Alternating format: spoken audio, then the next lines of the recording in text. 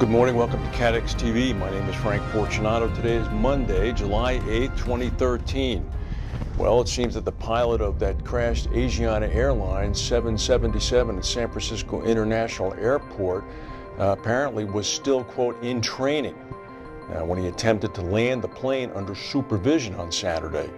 Apparently, he had only 43 hours experience in flying the long-range jet. He had a total of some 9,000 plus flying hours, although only 43 actually in the pilot's seat of the 777. The plane, of course, crashed upon landing in San Francisco International Airport. According to the National Transportation Safety Board, there were no signs of trouble whatsoever until about 7 seconds before impact, when the crew then tried to accelerate. They tried to execute a go-round. According to the instrument data, the cockpit controls began to shake about 7 seconds before landing, indicating a stall. It seems as if the throttle had been set at idle. When they attempted to effectuate the go-around, they increased the speed. The engines responded normally, however, they were already too low, and the tail bumped the seawall, causing it to split off, then caused the plane to swing around, and miraculously, only 2 people were killed. The airport is gradually coming back to operation. 3 of the 4 runways are currently operating right now. It seems as if American International Group is the lead hull and liability insurer for the plane crash. This is being reported by the Insurance Insider.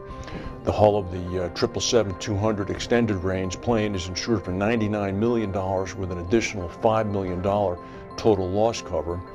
AIG leads the Willis brokered cover with a 15% line. Insured values for Boeing 777s can be up to $300 million. Meanwhile, in Quebec yesterday, a runaway train carrying crude oil derailed and exploded in the center of a small Canadian town.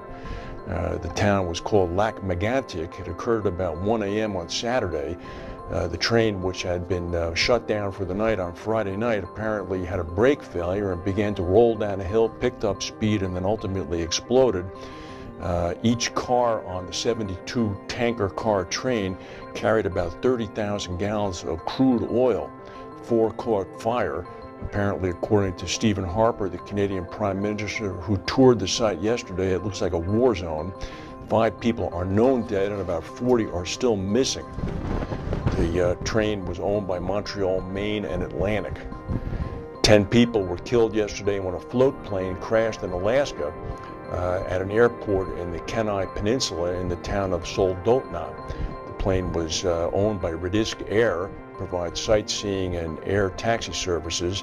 The plane was a de Havilland DHC-3 Otter. It's not known yet if the plane was landing or taking off. Meanwhile, in Egypt earlier today in Cairo, approximately 45 people are known dead and more than 300 injured. Differing claims are afoot.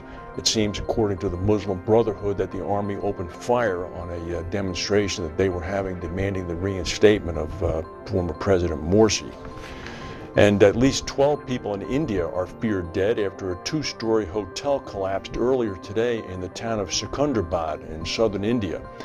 18 were injured and 12 died when the City Light Hotel collapsed early this morning. This is according to NDTV in India. Police said more people are feared trapped in the debris of the hotel. Swiss Re is saying that they're expecting a net loss of about $300 million from the European floods. They're estimating an industry-wide total loss of between $3.5 billion and $4.5 billion. That flooding, of course, affected large areas in Germany, the Czech Republic, Austria, Hungary, and Slovakia. Hiscox's flagship Syndicate 33 in Lloyd's is set to increase its 2014 capacity by a 5% increase up to about £1 billion. The insurer expects to see more growth in income from specialty and commercial classes, which is going to subsidize falling reinsurance premiums.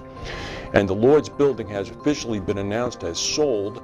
It's been sold by the German asset manager Commerz Real. Sold it to the Chinese insurance group Ping An for £260 million.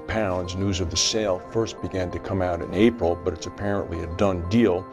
Under its lease, Lloyd's can remain a tenant of the building in perpetuity.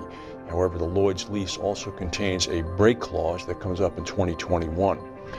And in case you missed it, this morning, Elliot Spitzer, the former sheriff of Wall Street and the previous attorney general in New York, and the former governor, of course, is planning on launching another career for politics. He's running for comptroller of the city of New York. He announced it this morning. He's hoping that the voters forgive him for the prostitution scandal in which he was the infamous client number 9, I believe.